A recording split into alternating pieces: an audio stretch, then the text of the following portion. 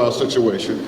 And then we also have to enlist the sustaining support, and that comes from us together, collectively coming together. And then as he pointed out, we gotta have an expectation of a divine participation. Ultimately, we need the Lord's help, amen? No matter what we plan or what we're thinking about, without God's guidance, without God's help, without God's support, without the anointing of the Holy Spirit and the wisdom of the Lord, all plans will come to naught. So what we're going to do here now, I'm going to just briefly kind of give a state of our challenges. I'm not going to the specifics of that. We've done that many times, that stuff to you electronically. You have an agenda on your table, and we will cover the items there. We may not cover them in the order in which they are laid out there. We'll cover everything that's on that agenda. And so we'll be talking about our legislative strategy. We talk about the cure issues and challenges, as well as the upcoming election and how important it is, being this is an election that the Charleston City Council, the mayor election will be held along with all the members of the House of Delegates and several of the Senate seats, and the national congressional seats will also be in play, so it's important that we know that and mobilize around that. Education is always on the agenda. We know that education is the currency of the 21st century, so Professor Patricia Wilson will be speaking to that issue. And then, as I alluded earlier this morning, we're going to be talking about this massive jobs bill and the opportunity it creates, and then also a brief update on this West Side Revive movement.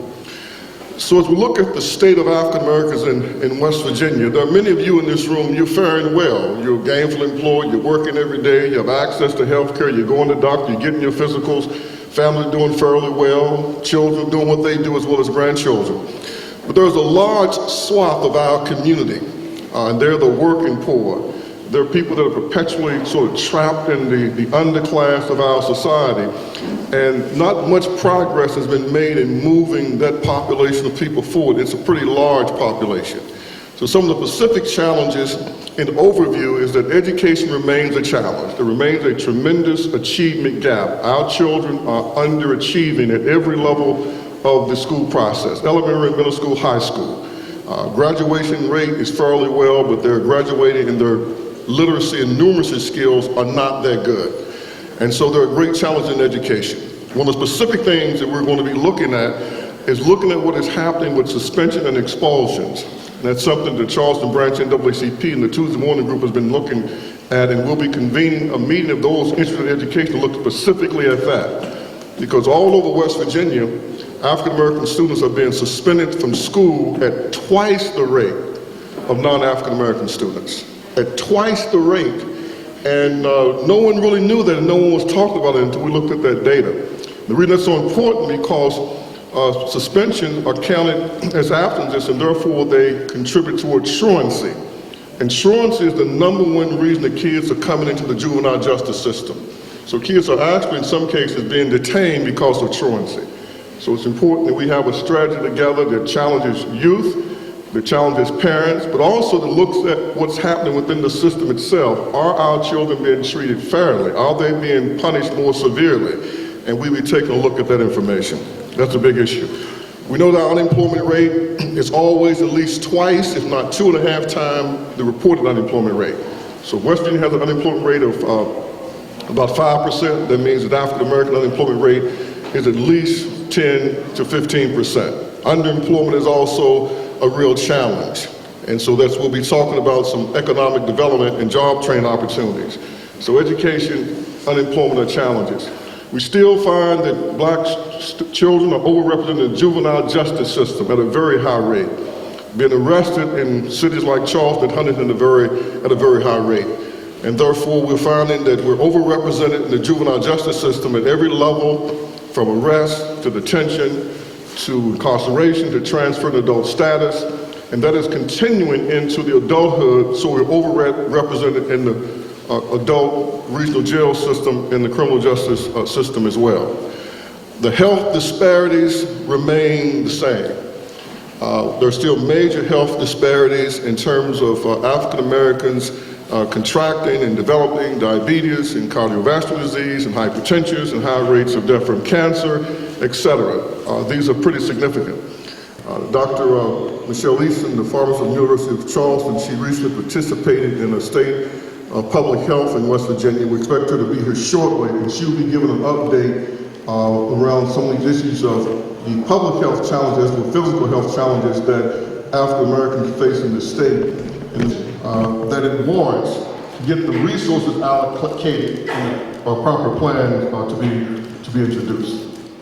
And so those are just unemployment, workforce and economic development. Health disparities are still major challenges that we face all over the state. It doesn't really matter where you are in the state. When you look at the state of African Americans, about 90% of all black people live in 10 counties, okay? 10 of the most populated counties, or more like 15 of the most populated counties. But a significant number of African Americans live in Kanawha County. 22% of all black people in the state of West Virginia live in Kanawha County. And 25% of all black children, 1 in every 4 black child that's in the public school system in the state is in Kanawha County. So when you connect Kanawha County and Cabell County, you have a significant a portion of the African American population in the entire state, and that's why it's so important that we be working with the sister city of Huntington, and Pastor Crozier has began some dialogue and conversation there, because there's an opportunity to connect these two cities and to create greater awareness and a much larger coalition to get the attention of both the political, the social, cultural, and economic leaders around this part of the state, and they could possibly replicate it in other places. So what we're going to do now, because I want you to hear. And blight it states that slum and blight compromises the health, the safety, the welfare, and the benefit of the residents. So we began to look at this West Side Community Renewal Plan, and it occurred to us that since 2008, very little progress, in our opinion, has been made, particularly in the area of addressing residential slum and blight. The west side of Charleston is comprised of primarily residential. Now there are businesses, and we have no problem with attending to economic development needs and the needs to establish businesses and create jobs. That's a fine thing to do. But while our children are walking through slum and blighted conditions, dilapidated homes, burnt down structures, while our children are walking through what the city of Charleston has designated a drug marketing intervention zone,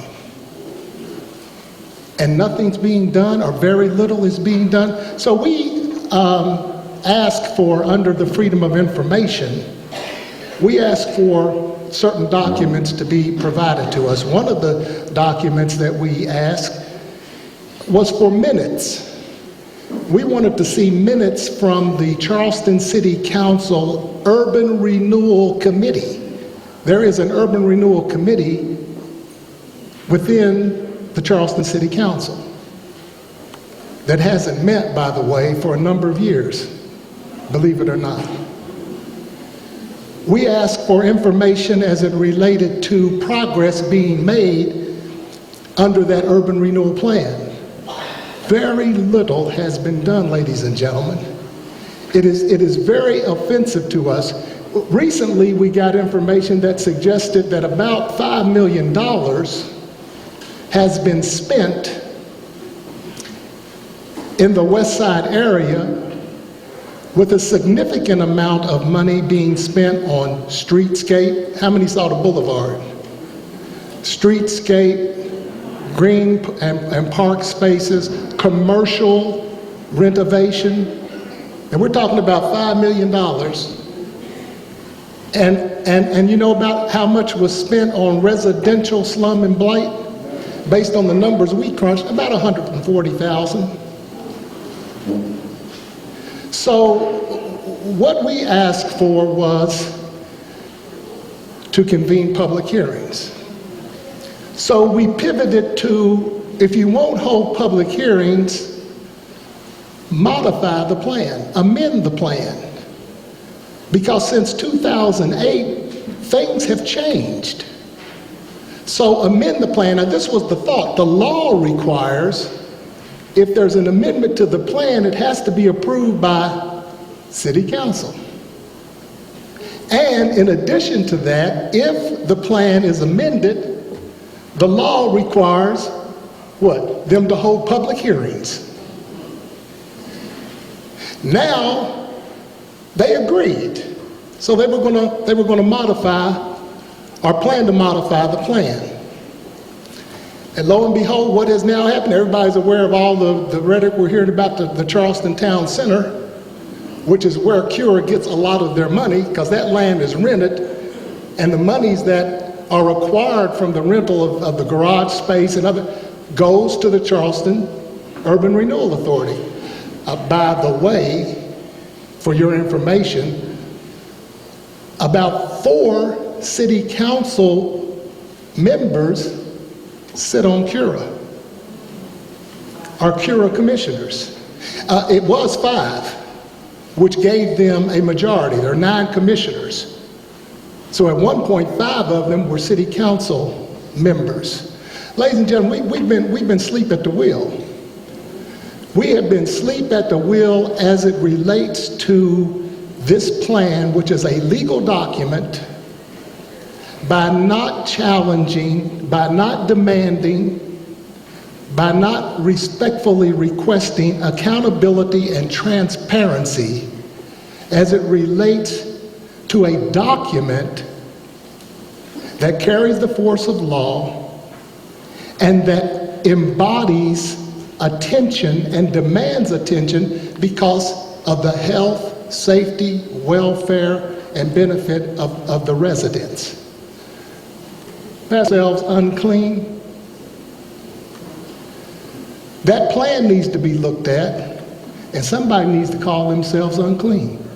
The amount of money that has been spent and ignoring significantly the issues that plague and compromise the health, welfare, and public safety of the resident, somebody needs to look at that and say, we're unclean. Now, let me tell you what's going to happen here in very short order. City Council, Charleston Urban Renewal Authority, has essentially refused to hold public hearings. They have essentially put things on hold because of the town center issue as it relates to the amendment of the plan. So we're at a standstill. But we will continue to press the issue and request that public hearings be held on the status of the current plan.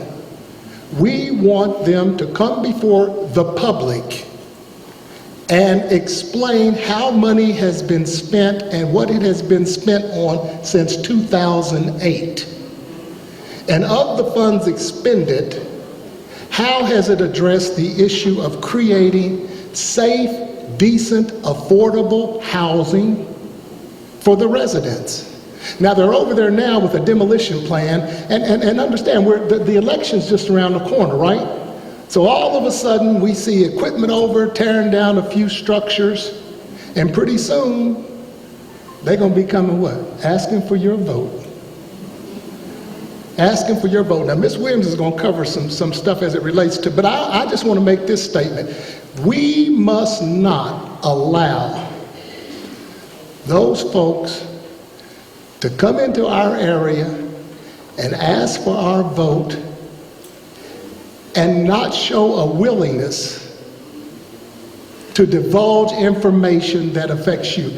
These same people that are going to come and ask for your vote for re-election are the same ones that sit at city council meeting when I stood up and begged them, please convene public hearings. All one of them had to do was call for a vote, make a motion.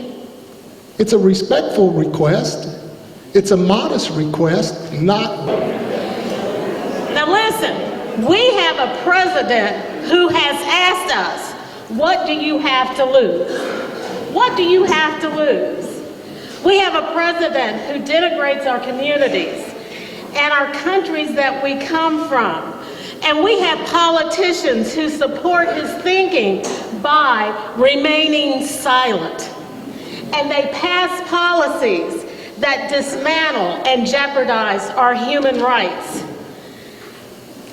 That is a tragedy.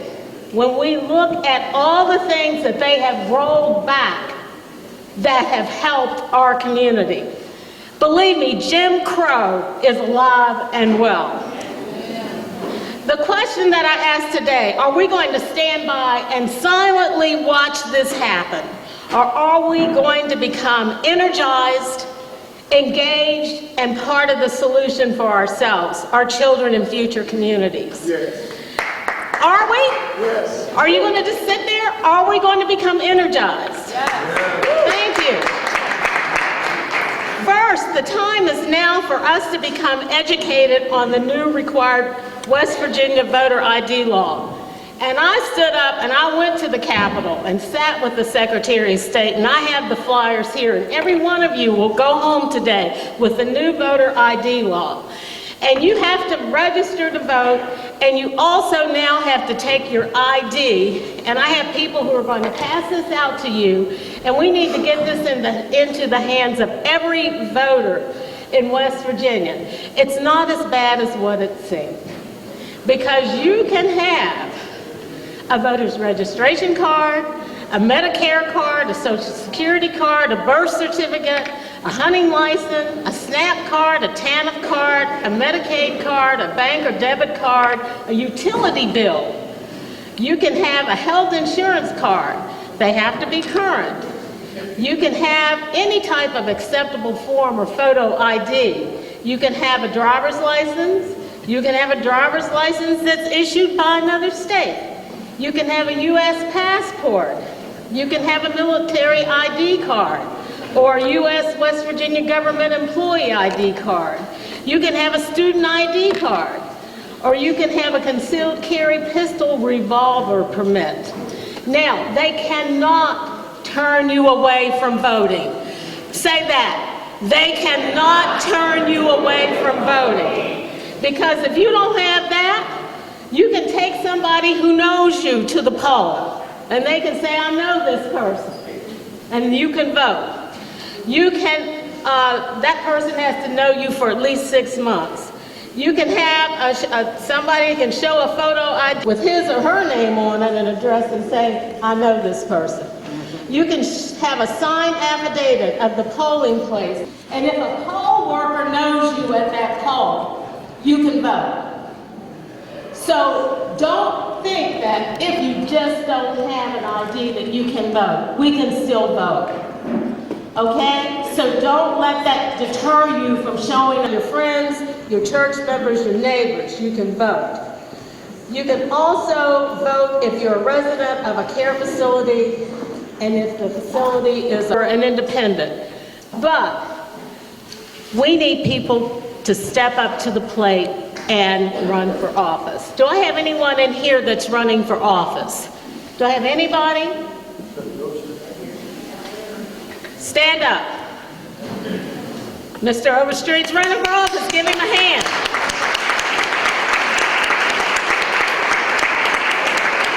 We need to know who's running for office. And if you don't know somebody, or if you think I can, and sometimes after I watch the news, I feel like I've been beaten. And he said, we die when we refuse to stand up for what is right. My question is, Charleston, are we going to be complacent, or are we going to take the time to stand up? Are we? Stand up if you're willing to stand up and get involved and help this community move forward. Because the time is now. Thank you.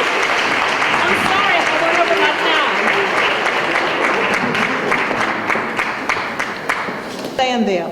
I forced my class, and it's an upper level class, to go into Murray C. Snow. Although they're being trained to be high school and junior high teachers, I think they need to learn how to be compassionate at the elementary school level. For the last 3 years, I have sent them into that school full force to work in the after-school program.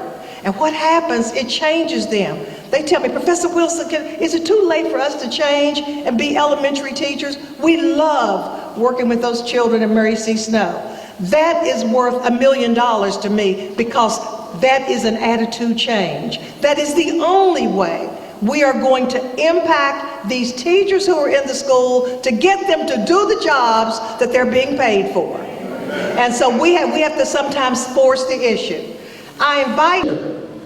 Within that bill, 205, if a contractor comes to Workforce West Virginia and requests X number of referrals for jobs that are available, if Workforce West Virginia is unable to meet the requirements that that employer has asked for in terms of the occupation and the job description, the skills that they're looking for, guess what?